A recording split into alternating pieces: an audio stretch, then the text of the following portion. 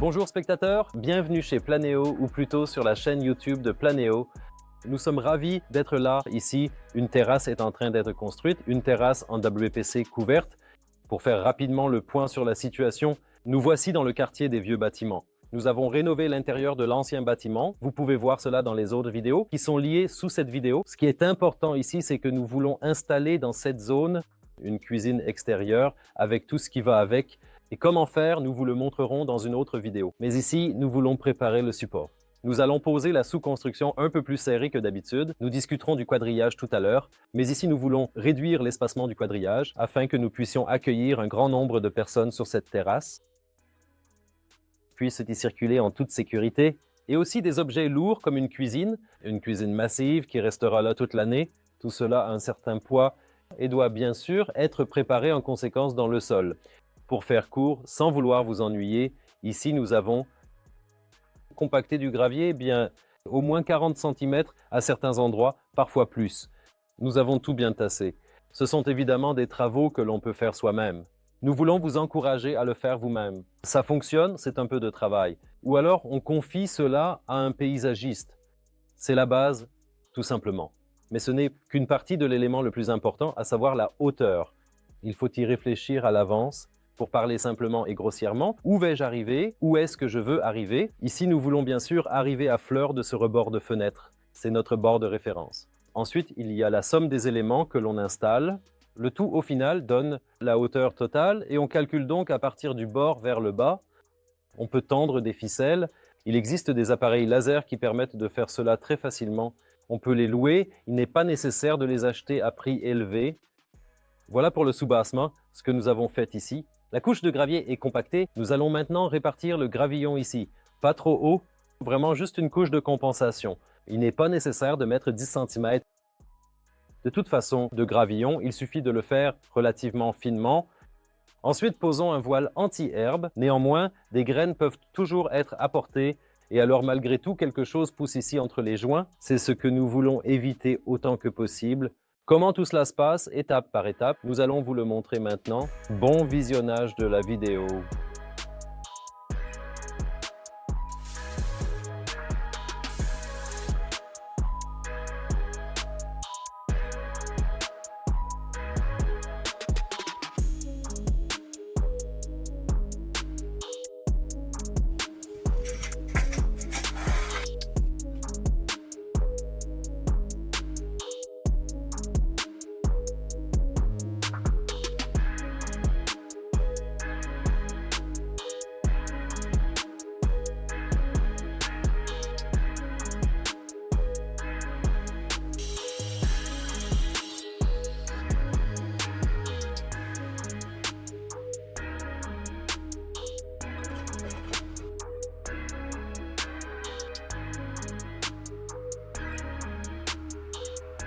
Le sol de base est maintenant prêt. Couche de gravier, gravillon, voile anti-mauvaises herbes. Et ces bordures de pelouse servent de soi-disant fondation ponctuelle. L'espacement axial, c'est-à-dire de centre à centre, ne dépasse pas ici 50 cm. Ici, on a presque une surface continue avec des bordures de pelouse. C'est effectivement le cas, mais il faut vraiment faire cet effort. Souvent, on peut aussi recycler d'anciennes dalles ou en trouver à bon prix. Ça vaut vraiment le coup de préparer le sol de cette manière. Une fois que cela est fait, on utilise les pads en granulés de caoutchouc. Ils augmentent le confort de marche et compensent les petites irrégularités. Ce qui est très important ici, c'est la trame. Nous avions dit que nous voulions offrir ici une possibilité de charge particulière, car une cuisine extérieure va être installée ici. Peut-être aussi d'autres possibilités d'installer des meubles, par exemple une table en chêne, etc., des meubles lourds, beaucoup de personnes pour une petite fête ou quelque chose de similaire pour éviter que des problèmes n'apparaissent. Avec les années, nous voulons rendre la sous-construction, la trame de la sous-construction un peu plus serrée que d'habitude. Normalement, nous avons un entraxe d'environ 35 cm, c'est-à-dire du centre d'une sous-construction au centre de l'autre. Ici, nous prenons un entraxe de 30 cm, de sorte que la partie en porte-à-faux de la lame mesure environ 24 à 25 cm. Donc vraiment, ici, une sous-construction est la suivante là, et la partie qui est réellement suspendue dans l'air sans support ne doit pas dépasser 24 à 25 cm. Oui, nous réalisons la sous-construction de façon continue Ici, vous voyez cela avec ces pièces de jonction qui sont spécialement disponibles pour la sous-construction. Elles sont contrevissées ici avec des vis et on a ainsi la possibilité d'une connexion sans fin. Ici même avec nos 17 mètres de longueur, il n'y a absolument aucun problème. La sous-construction mesure 92 mm. Nous allons procéder à la fixation dans la zone extérieure. Sur chaque deuxième bordure de pelouse en pierre, nous allons fixer solidement la sous-construction. Nous utilisons bien sûr un niveau à bulles, c'est l'outil le plus important que l'on a ici pour toujours vérifier si tout est bien droit. On peut ensuite, avec le mètre pliant et le laser, recontrôler l'ensemble une nouvelle fois, pas un problème. Mais le niveau à bulles reste l'outil le plus important. Alors on nivelle, on cheville le tout et après on verra. Après tout ce temps passé séparés, nous nous retrouvons enfin ici, réunis à nouveau, heureux de partager ce moment ensemble et de renouer nos liens comme auparavant.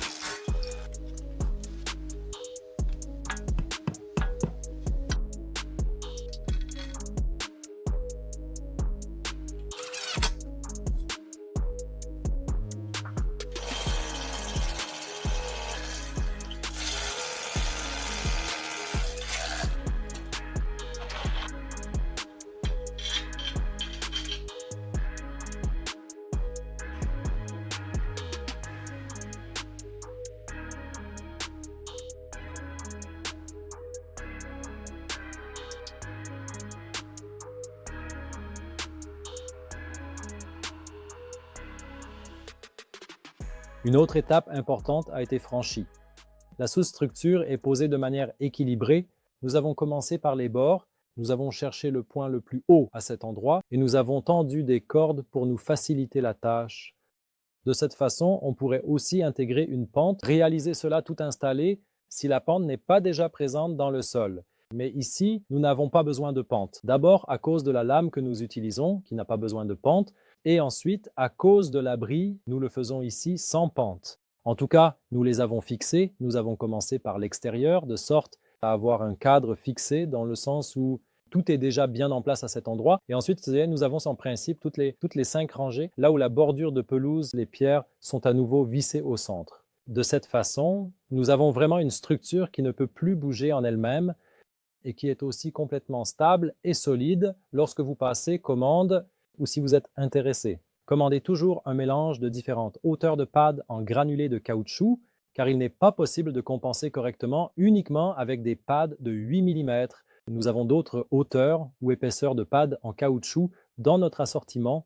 Donc, procurez-vous différents pads. Bien sûr, ce sont les 8 qui sont les plus nécessaires, mais vous pouvez aussi compenser beaucoup de choses avec les 3 en les combinant. Suivant, nous allons coller ici la bande de distance afin de découpler, de séparer les deux matériaux l'un de l'autre, comme le WPC et l'aluminium, et aussi pour que nous puissions obtenir une connexion solide et efficace avec le clip en acier inoxydable. Sur la sous-structure en aluminium, nous allons vous montrer à l'étape suivante comment nous commençons et nous réfléchissons de quel côté nous allons démarrer. Ensuite, il s'agit en quelque sorte seulement de poser les lames. Pour l'éclairage, il faut bien sûr poser les câbles dès maintenant. Avec notre système, c'est relativement simple, mais il faut que le câble principal soit déjà en place aux endroits où les spots ou les autres types d'éclairage seront installés. On peut tout raccorder et connecter au câble principal que l'on souhaite ensuite éclairer une zone du jardin ou bien la maison de sauna, ce n'est pas un problème. Mais ici, il faut donc prévoir le câblage à l'avance. C'est ce qui va se passer maintenant, bien sûr avant de poser les lames.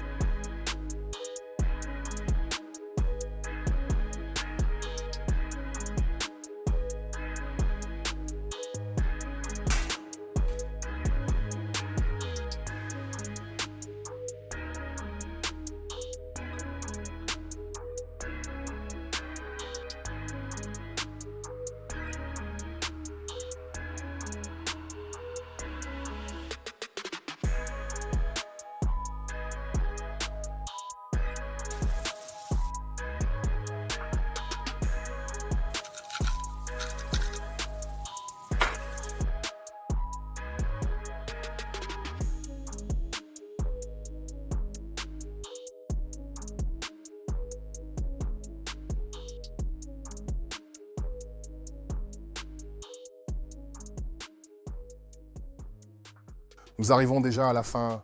Comme vous pouvez le voir, notre cuisine extérieure est déjà installée. Elle est déjà un peu aménagée ici. Nous avons terminé notre terrasse. Commandez absolument un échantillon de la terrasse gratuitement. Planche massive, Titan Wood, gris antique de qualité de Planeo. Super chic. Donc les échantillons sont gratuits. Pensez toujours à notre service d'échantillons, c'est très important. Ils vous envoient les échantillons directement chez vous, immédiatement. Il suffit de les commander, aucun souci. Mais comme je l'ai dit, c'était encore un beau projet. J'espère que la vidéo vous a plu. N'hésitez pas à mettre un like. N'oubliez pas d'appuyer sur la cloche, un pouce en l'air. Et si vous avez encore des questions, vous pouvez aussi nous appeler ou nous envoyer un mail. Nous avons une équipe très compétente chez Planeto. Et puis nous avons aussi une petite boîte d'informations. Vous pouvez y jeter un œil à nouveau, ainsi qu'à toutes les autres vidéos. Eh bien, nous avons plusieurs vidéos chez nous. N'hésitez pas à aller voir sur notre site. Nous sommes là pour vous et j'espère qu'on se reverra la prochaine fois. À bientôt, ciao.